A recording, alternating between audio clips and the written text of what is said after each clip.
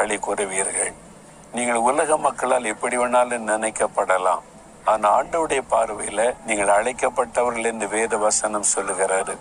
யார் உங்களை அழைத்தது? உன்னதமான தேவன், வானத்தை பூமி உண்டாக்கின தேவன் என் மகனே என் மகளே என்று உங்களை அழைத்திருக்கிறார்.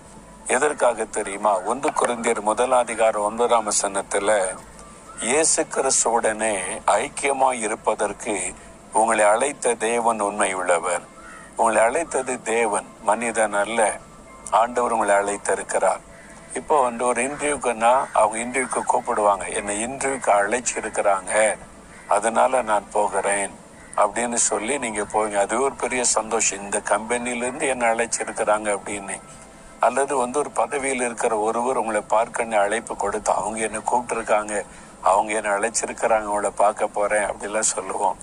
ஆனா இங்கே உங்களை அழைக்கிறவர் யாருன்னா வானத்தை பூமி உண்டாக்கி